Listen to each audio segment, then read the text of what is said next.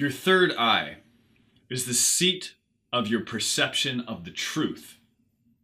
Whatever you think about your life, whatever you think about who you are, and whatever you think about what the world is all born from the projection out of your third eye. Accessing your third eye, activating this chakra begins to activate your intuitive abilities to perceive the truth, to perceive at subtle levels of reality, to see the things that ordinary people miss. And silence is one of the virtues that cultivates the third eye. Can you sit in silence with yourself? Just allowing yourself to perceive every little thing that's going on around you. And if not, maybe it's time to start practicing. There are many meditative and contemplative disciplines that are going to help to open your third eye and bring this part of your life deeper into its full manifestation. This is what monks cultivate when they go and sit on the mountaintop for weeks at a time, and they come back with that mysterious look in their eyes that they can see more. What they see, they don't tell you, but you know they're seeing more. It's because their third eye is open.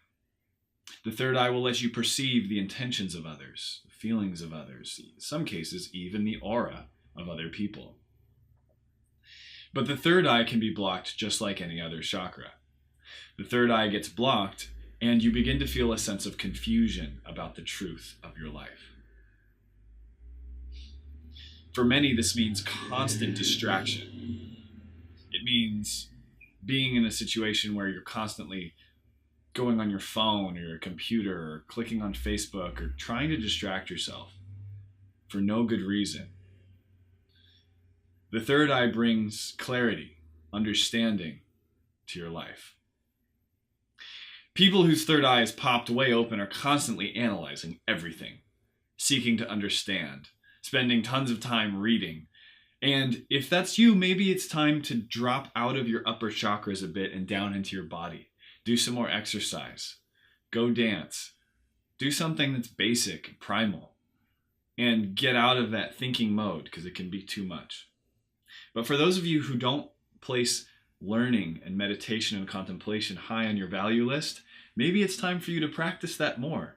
Maybe it's time for you to pick an interesting book and read that this month. Or maybe it's time for you to do a meditation practice. These things are going to strengthen your third eye.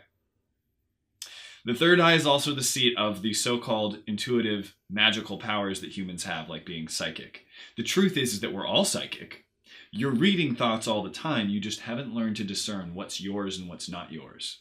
When you walk into a crowded room or a bar, you're going to be picking up on all the other energies and thoughts that are spinning around in what we call the ether, the invisible world beyond the physical reality that connects us all. And your third eye is what perceives the ether. Well, if you haven't learned this kind of information or realized that many of the thoughts you're having in your head aren't your thoughts, it can be kind of a startling realization when you begin to walk through a venue and begin to see, oh my God, that wasn't my thought. Whose thought was that? It's cool too, though, because you realize you're more tapped in than you thought you were, and you're more connected to everything than you thought you were. All of this tends to happen through that third eye. The endocrine gland associated with the third eye, by the way, is called the pineal gland, and I highly recommend you do a little research on this.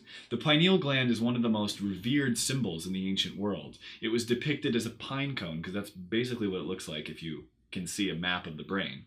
A little tiny pine cone that secretes some very important hormones related to our dreams, related to what happens when we die, because at death, dimethyltryptamine floods through the brain, giving us a transcendent spiritual experience, oftentimes called life review. This is the last scene of the movie where the main character reviews all the choices they've made in their life. And when you do a major drug trip, or even when you have a very intense or traumatic life experience, this chemical can flood the brain and give you those mystical experiences that people often talk about. And that maybe if you're a spiritual seeker, you're eager to have one.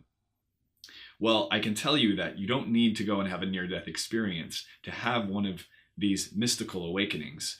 What is required is that you spend time in stillness, being with yourself, and being with the emotions that you don't want to feel, and allowing yourself to find a place of peace.